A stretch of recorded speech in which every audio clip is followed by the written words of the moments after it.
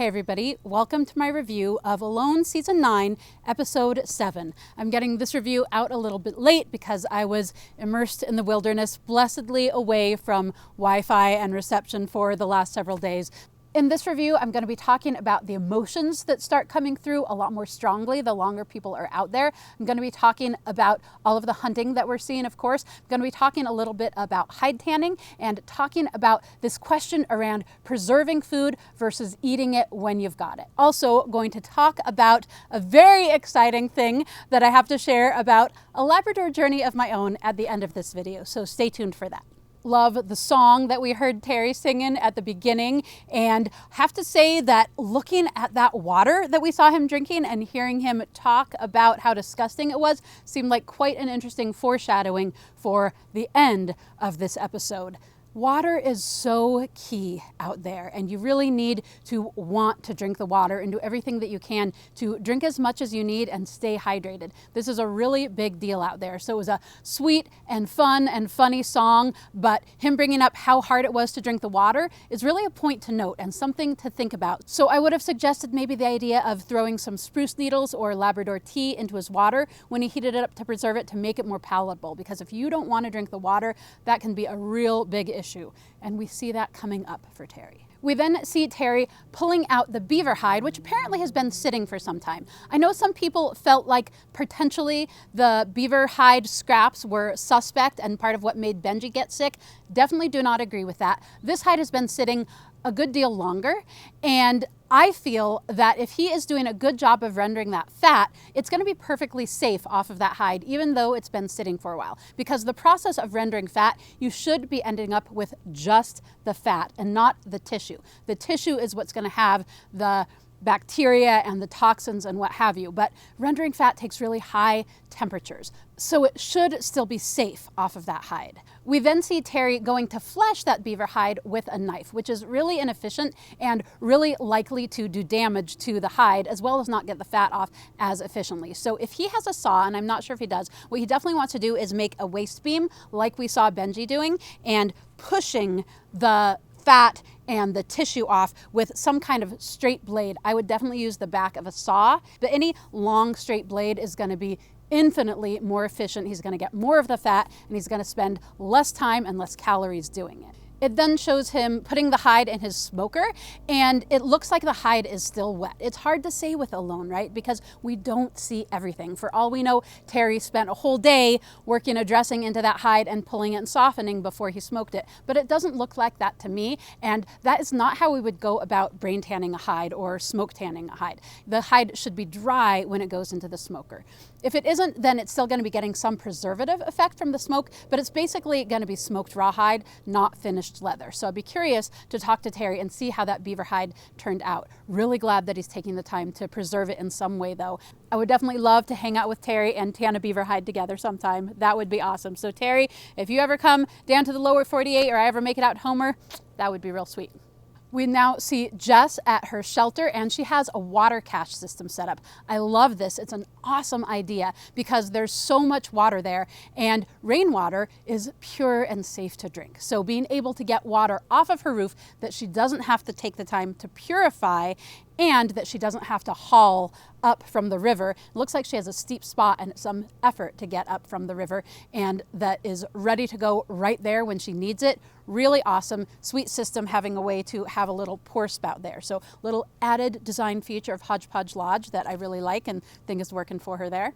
And then, of course, as always, when we see Jessie, she is still working on her shelter. It's coming together, and the debris walls are awesome in terms of heat retention, big thermal mass. It's going to work well for her, but still just so much effort, so much work, and it's so big. She says this wall is 12 feet long. Ugh, so many calories spent on that sucker.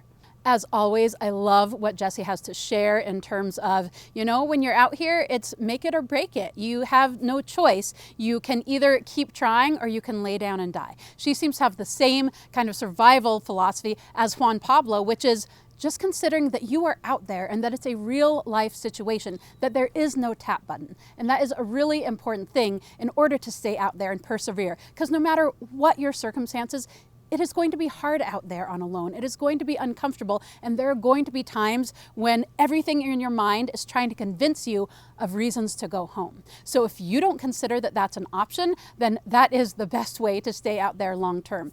Everything that Jessie shares about her thoughts around being there, I'm always in full support of. That said, I definitely think she has it wrong when she's talking about the squirrel she found that was mangled and had tooth marks in it. She says it must have been a fox because it was strong enough to separate the head from the rest of the body.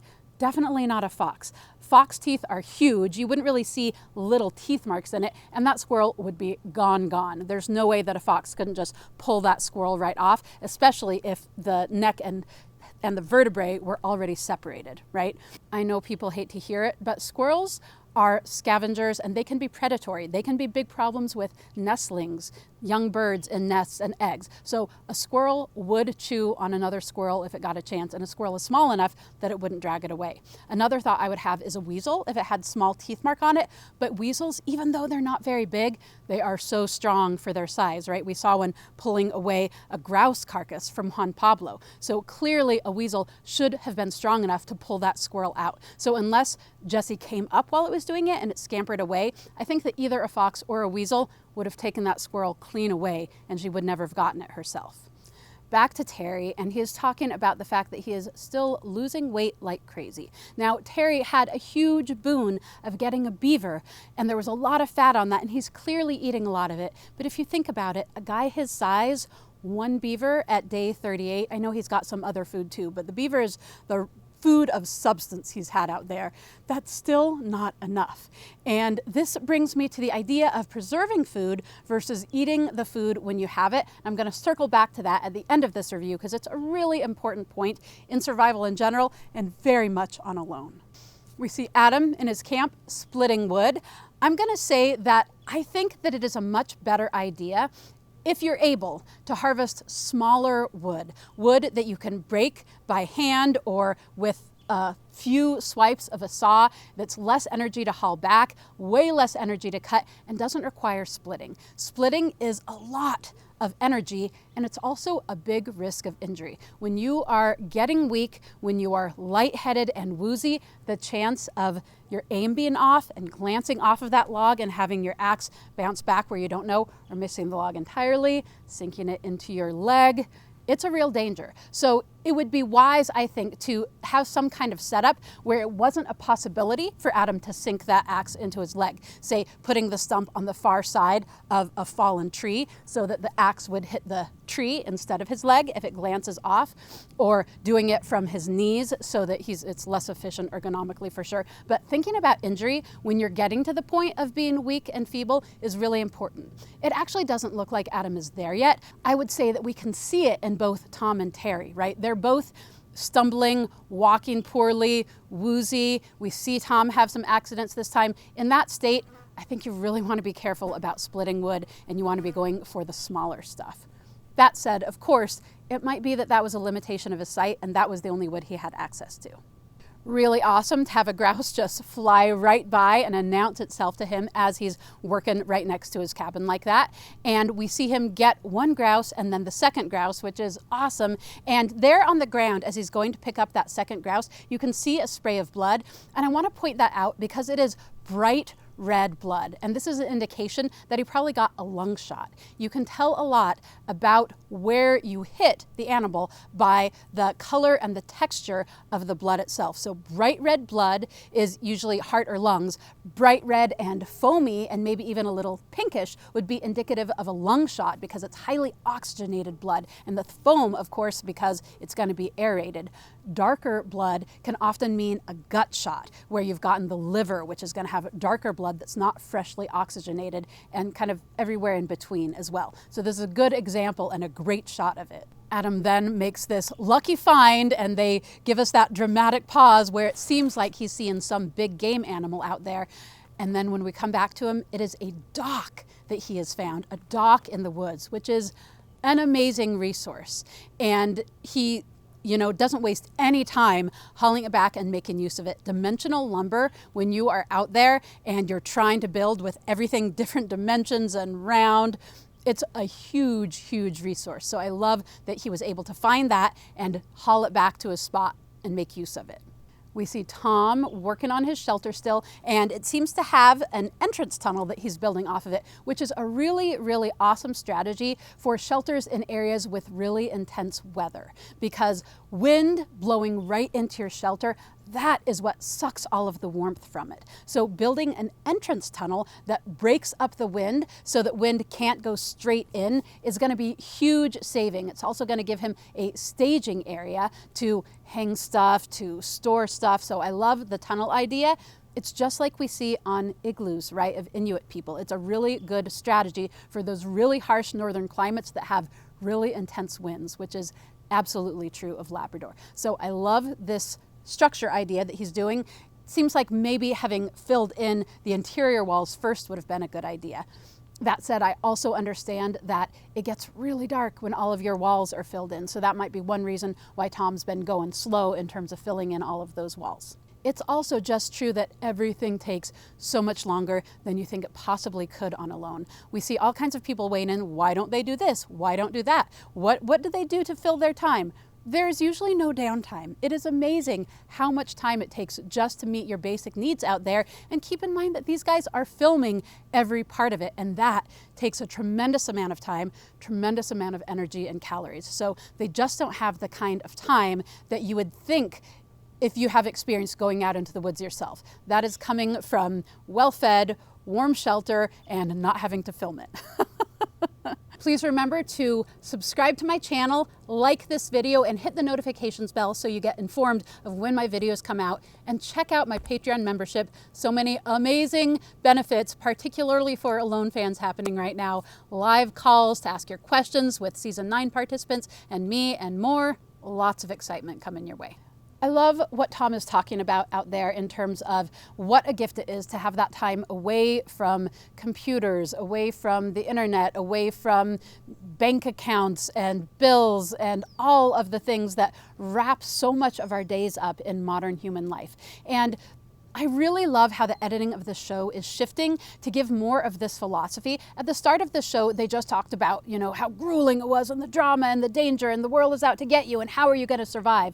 And the reality is that we were made to live the life they are living out there. That is what we evolved for. It is this modern life with all of the computers and all of the modernity and the traffic jams and the schedules and all of those stresses. That is what is killing us. That is what is actually dangerous to the human animal and the human nervous system.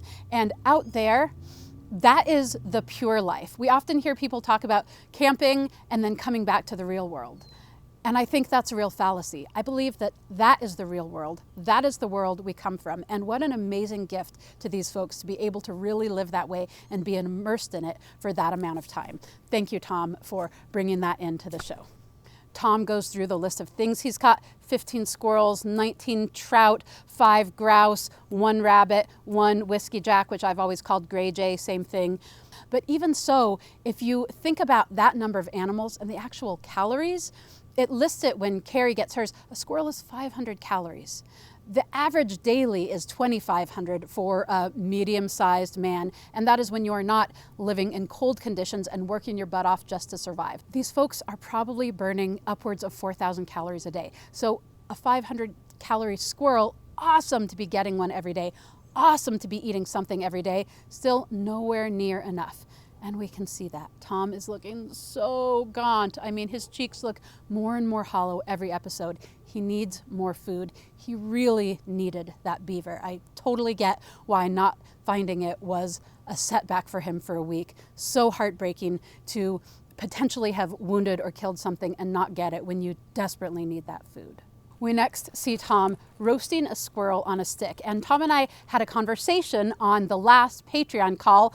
The next call is with Juan Pablo and Carrie Lee. Very exciting. Highly recommend checking out my Patreon, where I am having live Zoom calls with my Patreon members and participants on Season 9. So great way to get to know the participants.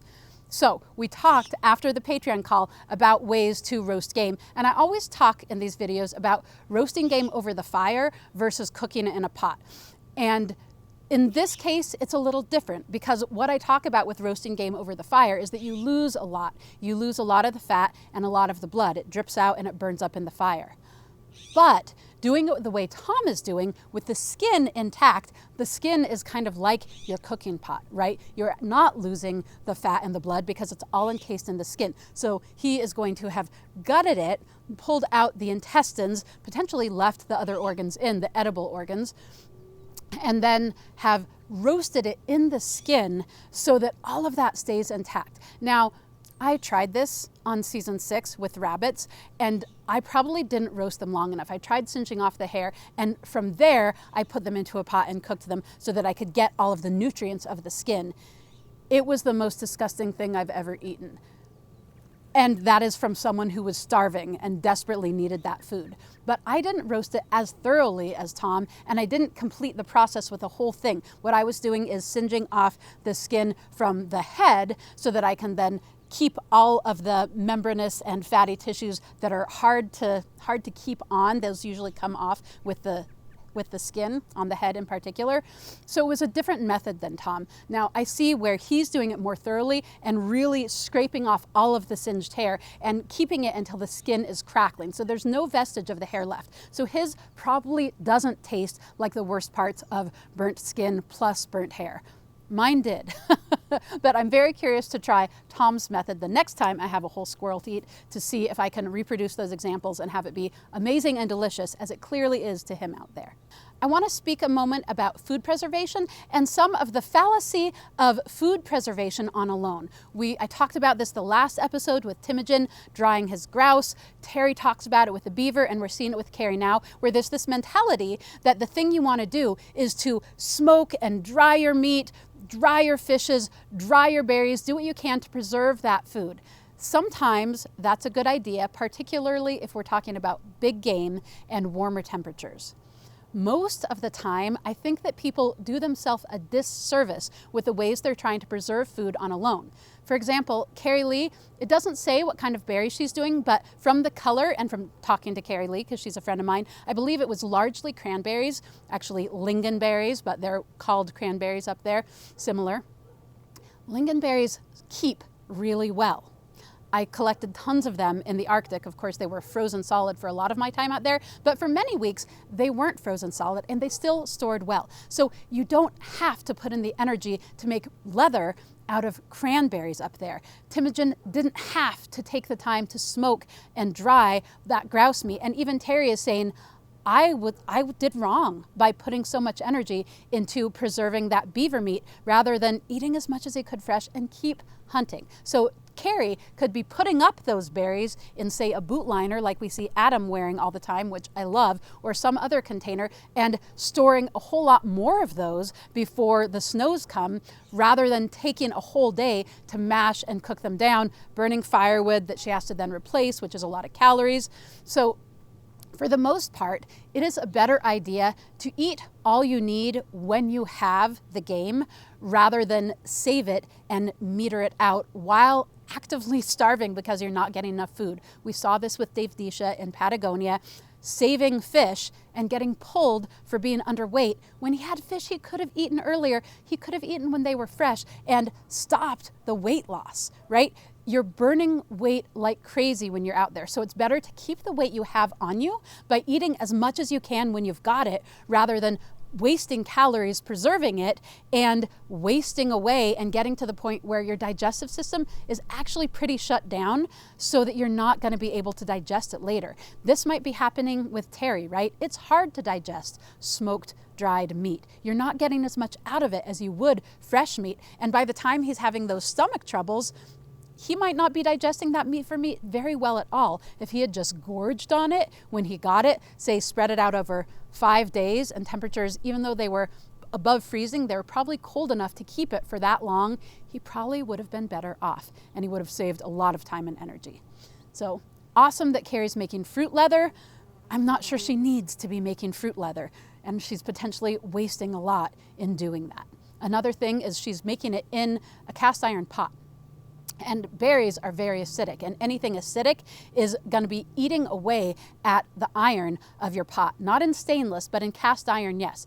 And we see on her teeth are starting to turn gray from all of the iron she's getting from cooking down those berries in a pot. So bad on 2 counts, wasting calories and potentially getting way too much iron for our system, and that can be a problem. So you just always want to be thinking about what you have to do and what is really not necessary out there. And often food preservation, wasted effort.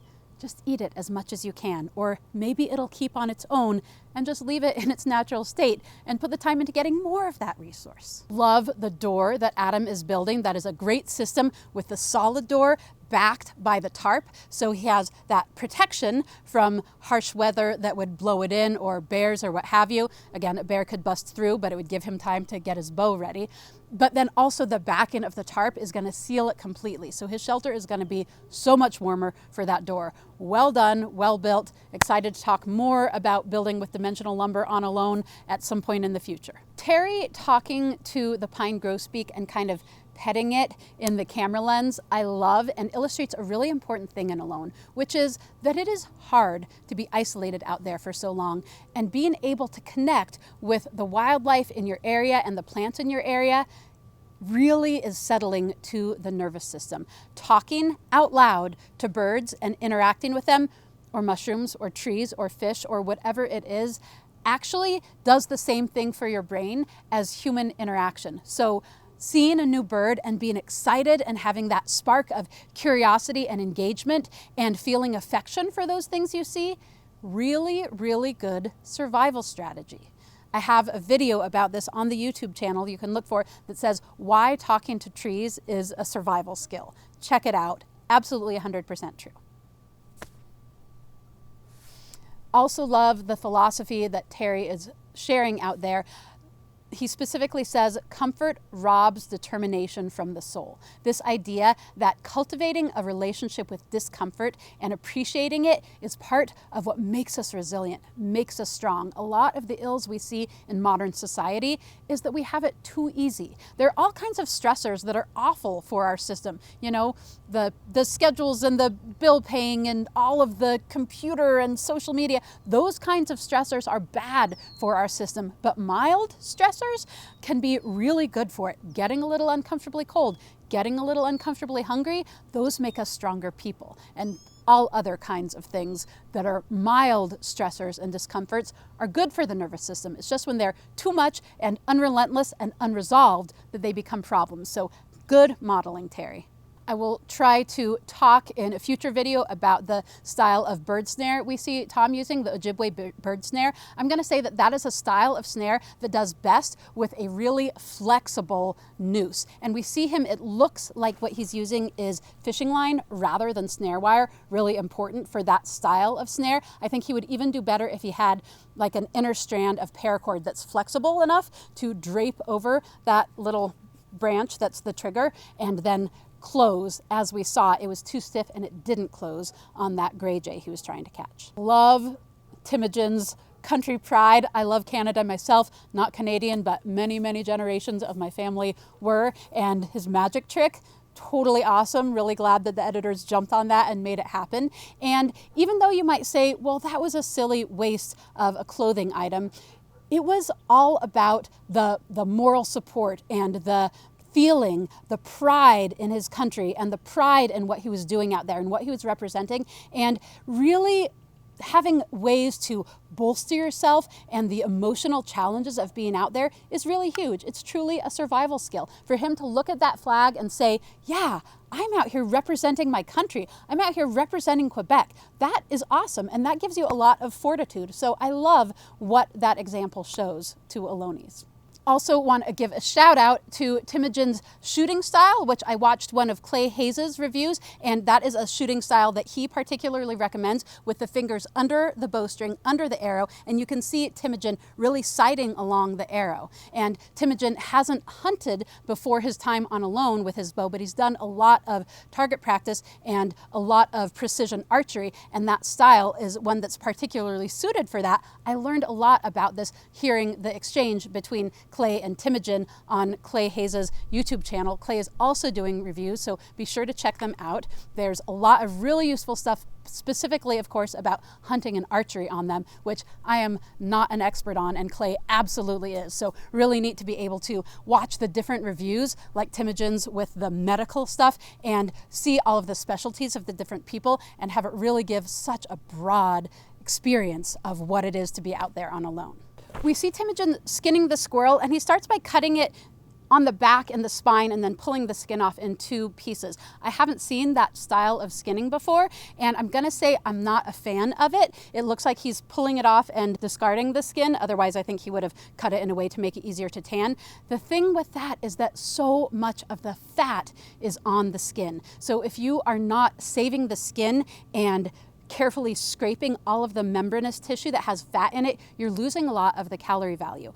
And we see Tom doing that, cooking the skin, saving the fat.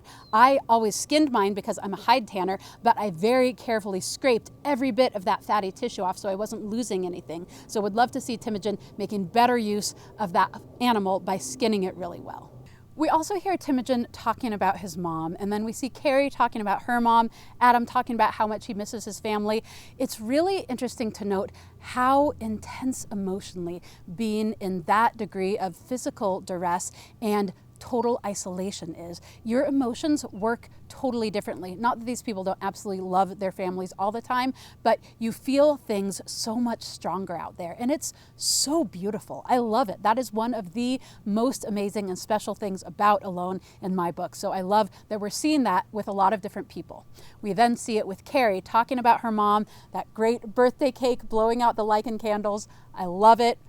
We can also see her teeth looking pretty gray as she's blowing out those candles, starting to see the effects of cooking those berries in that iron pot out there. But again, those emotions and just having so much love and gratitude for our families, our partners, our loved ones out there, it is very, very real. And it's a big part of the Alone experience that I'm glad they're showing, and not just the, what am I gonna get attacked by next and how hard it is and that kind of thing. So really, really sweet illustration of that in this episode. We then see Carrie get a squirrel, and dang if that isn't a fat looking squirrel. Looks absolutely delicious. That said, it says on the screen there, a squirrel has about 15 grams of fat. Oh my God, are you kidding me? There's no way. That is so inaccurate. That is probably some editor in a room somewhere doing a Google search, and that's probably for like a New York City Central Park squirrel that's getting fed all the time. 15 grams of fat. A gram is about the size of a sugar cube. There's just no way that a small red squirrel in an environment like that has 15 grams of fat in it.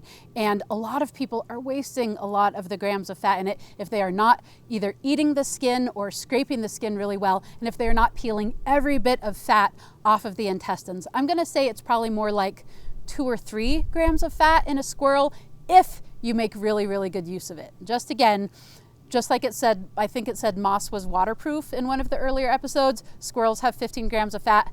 Don't trust everything in those captions. It's just not accurate always. Some of the things are good, just not all of them. So do your own research, be your own judge. Don't rely on the Alone statistics.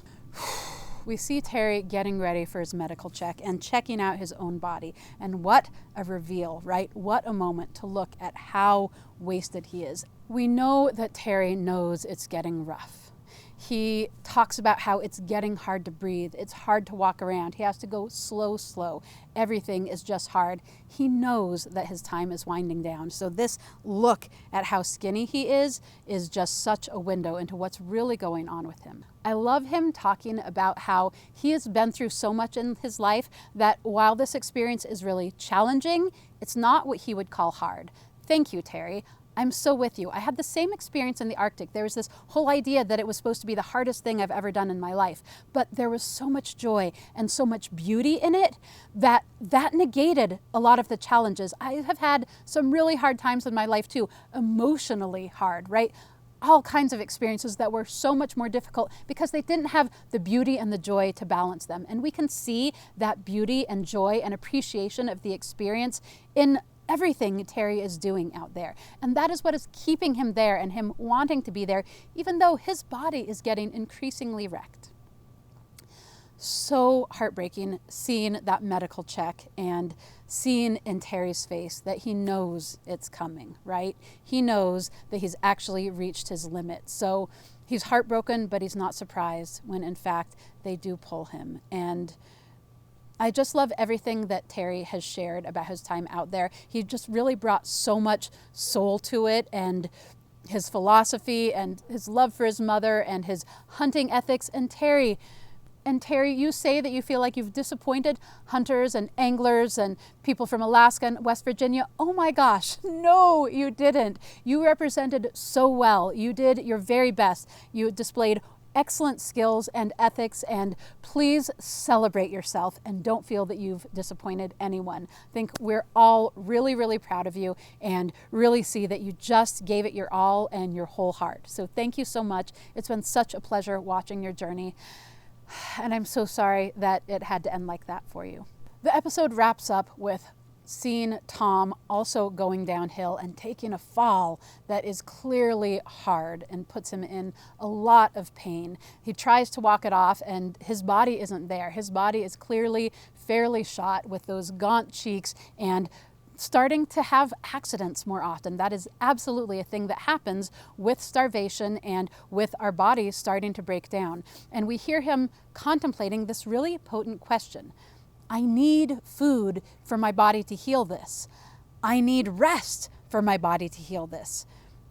And those two things are contra to one another, right? He needs the food, so he needs to get up, but that body has to be rested. And this is the alone challenge. You have to do all of it all at once, and it's impossible, right? So how to prioritize what is the most important thing for your body in that situation is really tough. I was out at 12,000 feet elevation for the last several days and got a lot of sun exposure, and I have terrible cold sores all over my lips right now. That same thing happened to me out on Alone, and they weren't healing because how was my body supposed to heal them when I wasn't bringing protein in, right? Also, cold sores really take it out of you. They make you tired and achy, and my body really needed rest. How could I give it all of the things it needed?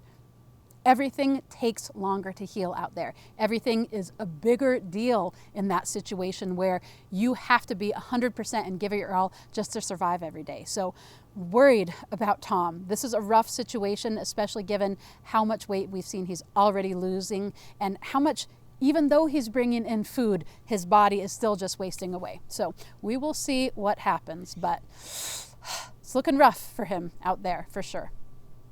Hope that he's able to bring in a beaver or a bear or some big game and give his body what it needs and persevere. All that beautiful work into that awesome shelter, that awesome fireplace. I want to see him utilizing that come the really big snows. All right, for those of you who have been waiting to the end to hear my exciting announcement, if you were watching on television last week, you might have seen an exciting commercial letting you know about a new Alone something something coming your way. If you've been watching on Amazon or Hulu or some other service, maybe you didn't see the commercial. I didn't see it myself. I only knew it was out because a fan took a video with her phone and posted it. But last week on the television show, which I don't see it that way, I usually see it on my computer, there was a little trailer you might be interested in for a new Alone Frozen, also in Labrador, and with a cast of participants from past Alone seasons, such as myself. Oh my gosh, you guys, it has been so hard keeping it a secret that I was in Labrador on Alone too. So after season 9 wraps up, the new Alone season called Alone Frozen will be rolling out with 6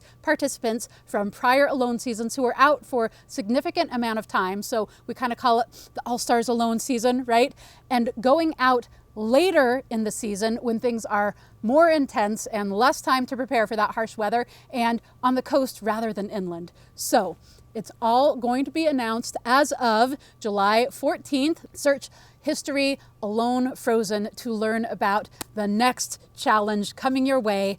It also gives you a little insight into the fact that while I have a lot of well-rounded survival knowledge, I also have a bit of insight into Labrador in particular, and it's been very difficult filming these reviews, keeping that totally under the radar up to this point. So what a relief to get to tell you, I know Labrador, I've been there too. So really excited to share that with you guys and have you watch my journey in Labrador as well. But for these reviews, I'm going to try to keep it to just what I'm seeing in the shows, because it's actually a very different environment, inland versus the coast. So different in so many ways, and we'll get to talk about that more soon.